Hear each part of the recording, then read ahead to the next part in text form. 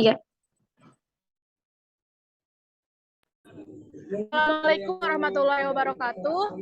Kita dari grup 3 akan menjelaskan unit 3 yaitu hakikat pendidikan sosial budaya. Sebelumnya, izinkan saya memperkenalkan anggota kelompok 3. Yang pertama ada Santri Sri Herlina, lalu Saskia Haira Zahwa, Sepia Putri Apriliani, Syakila Arzaki Piandi, dan Syifa Syafira. Oke, ada lagi selanjutnya hal hebat. Baik, materi pertama akan saya dijelaskan oleh saya, yaitu Saskia Haira Zahwa. Saya akan menjelaskan tentang pengertian budaya. Budaya atau kebudayaan berasal dari bahasa Sanskerta, ya budaya, yang merupakan bentuk jama dari budi, diartikan sebagai hal-hal yang berkaitan dengan budi dan akal manusia. Bentuk lain dan kata budaya adalah kultur yang berasal dari bahasa Inggris, yaitu culture, dan bahasa Latin cultura. Dalam bahasa Inggris, kebudayaan atau culture is a word for the way of life of groups of people, meaning the way they do things, excellence of taste in the fine arts and humanities. Also known as high culture, an integrated pattern of human knowledge, belief, behavior, the outlook, attitudes, values, morals, goals, and custom shared by a society. Next. Budaya menurut para ahli.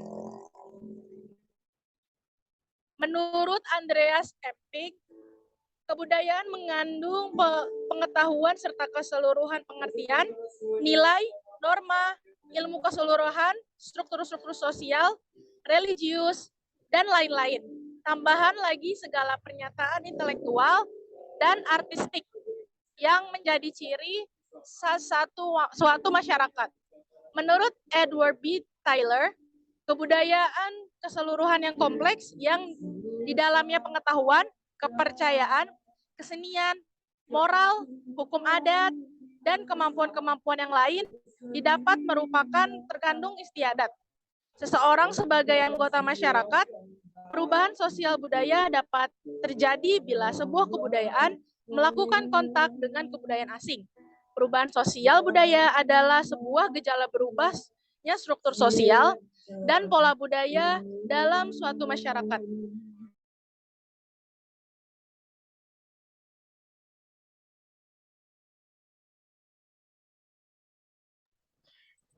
Baik, materi selanjutnya akan dilanjutkan oleh saya, Syifa Syafira. Saya akan membacakan mengenai perubahan sosial budaya. Perubahan sosial budaya merupakan perubahan yang terjadi pada sistem sosial, struktur, dan fungsi masyarakat.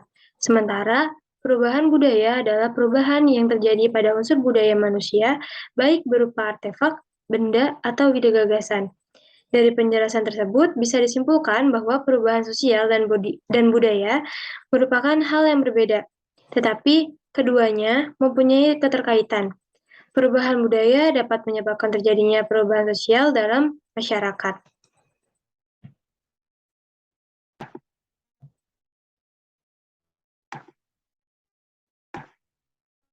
Perubahan sosial ialah seluruh perubahan yang berlangsung dalam lembaga kemasyarakatan yang terdapat pada masyarakat dan mempengaruhi sistem sosial dan nilai-nilai yang ada di dalamnya, serta pola perilaku di antara kelompok dalam masyarakat tersebut.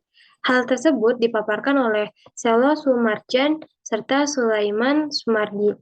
Sedangkan menurut MacIver, perubahan sosial merupakan perubahan-perubahan yang terjadi di dalam hubungan sosial ataupun perubahan yang terjadi terhadap keseimbangan hubungan sosial. Maka dari itu, kita dapat mengatakan bahwa perubahan sosial budaya merupakan perubahan yang terjadi di dalam lembaga sosial masyarakat dan struktur sosial. Perubahan sosial terjadi pada beberapa hal, seperti perubahan perilaku, teknologi, sistem sosial, dan norma. Perubahan-perubahan yang terjadi memberi pengaruh terhadap individu di dalam masyarakat tertentu. Baik, materi selanjutnya akan dipaparkan oleh rekan saya. Terima kasih.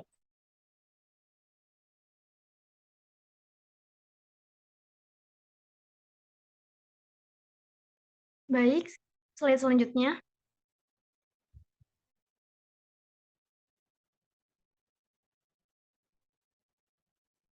Komponen kebudayaan. Berdasarkan wujudnya tersebut, budaya memiliki beberapa elemen atau komponen. Menurut ahli antropologi Kateora yaitu yang pertama kebudayaan material. Kebudayaan material mengacu pada semua ciptaan masyarakat yang nyata, konkret. Termasuk dalam kebudayaan material ini adalah temuan-temuan yang dihasilkan dari suatu penggalian arkeologi. Misalnya mangkuk tanah liat, perhisalan, senjata, dan seterusnya. Kebudayaan material juga mencakup barang-barang seperti televisi, pesawat terbang, stadion olahraga, pakaian, gedung pencakar langit, dan mesin cuci. B. Kebudayaan non-material.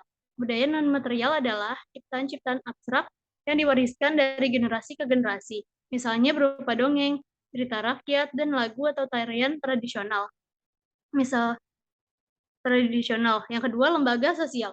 Lembaga sosial dan pendidikan memberikan peran yang banyak dalam konteks berhubungan dan berkomunikasi di dalam masyarakat. Sistem sosial yang terbentuk dalam suatu negara akan menjadi dasar dan konsep yang berlaku pada tatanan sosial masyarakat. Contoh di Indonesia pada kota dan desa, di beberapa wilayah, wanita tidak perlu sekolah yang tinggi apalagi bekerja pada satu instansi atau perusahaan. Tetapi di kota-kota besar hal tersebut terbalik. Wajar jika seorang wanita memiliki karir. Baik, next slide. Yang ketiga, sistem kepercayaan. Bagaimana masyarakat mengembangkan dan membangun sistem kepercayaan atau keyakinan terhadap sesuatu. Hal itu akan mempengaruhi dalam kebiasaan bagaimana memandang hidup dan kehidupan, cara mereka berkonsumsi, sampai dengan cara bagaimana berkomunikasi. Yang keempat, estetika, berhubungan dengan seni dan kesenian. Musik, cerita, dongeng, hikayat, drama, dan tari-tarian yang berlaku dan berkembang dalam masyarakat.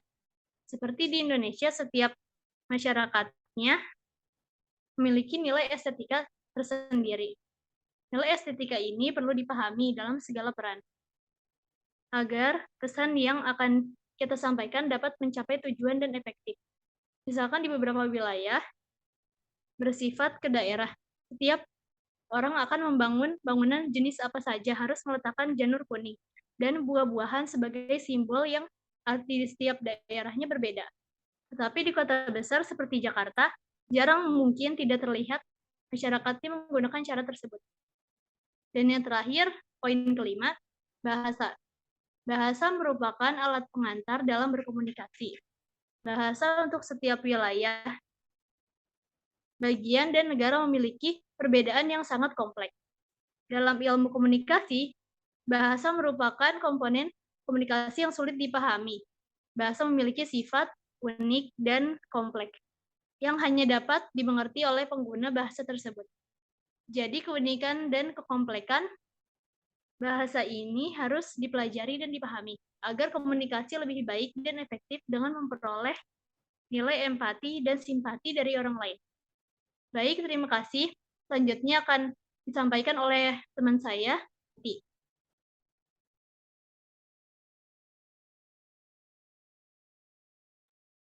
Baik, terima kasih. Selanjutnya saya akan membahas tentang sistem sosial. Menurut Talcott Parsons, ada 4 syarat fungsional agar sistem sosial bertahan, yaitu pertama adaptation. Adaptation atau adaptasi atau penyesuaian, sistem sosial harus mampu menyesuaikan diri dengan lingkungan yang dihadapi. Yang kedua adalah goal attainment atau pencapaian tujuan yang diharapkan. Goal attainment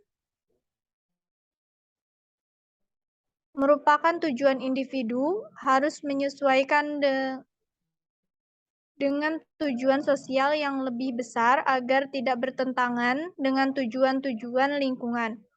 Yang ketiga ada integrasi atau kebersamaan, menunjukkan adanya solidaritas sosial dari bagian-bagian yang membentuknya. serta peran masing-masing unsur tersebut sesuai dengan posisinya. Integrasi hanya bisa terwujud jika semua yang membentuk sistem tersebut saling menyesuaikan.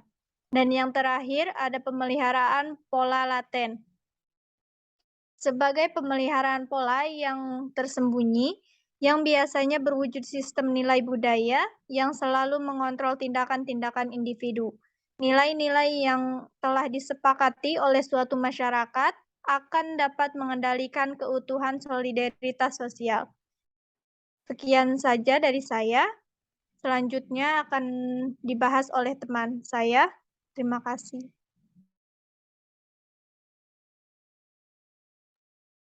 Baik, selanjutnya akan disampaikan oleh saya, yaitu Satya Priliani, tentang fungsi sistem budaya. Fungsi sistem budaya adalah untuk menata dan juga menetapkan tindakan serta tingkah laku masyarakat atau manusia. Proses pembelajaran sistem ini dilakukan dengan pembudayaan atau pelembagaan yang bertujuan untuk dapat menyesuaikan diri atau pikiran dan sikap dengan norma adat dan peraturan yang hidup di lingkungan kebudayaannya. Proses pembelajaran dilakukan mulai dari kecil, dari lingkungan keluarga, lingkungan di luar rumah, dan lingkungan selanjutnya. Dimulai dari meniru apapun atau sesuatu yang baik yang ada di lingkungan tersebut. Kemudian tindakan tersebut akan menimbulkan dorongan untuk dimasukkan ke dalam kepribadian sehingga menjadi pola dan norma yang mengatur tindakan yang dibudayakan. Tidak semua orang mampu untuk beradaptasi dengan sistem budaya di lingkungan sosial atau disebut juga deviant. Terima kasih.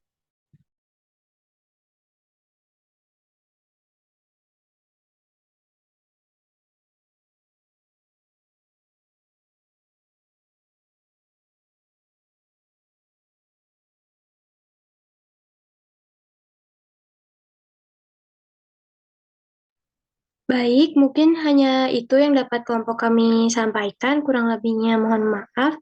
Wassalamualaikum warahmatullahi wabarakatuh.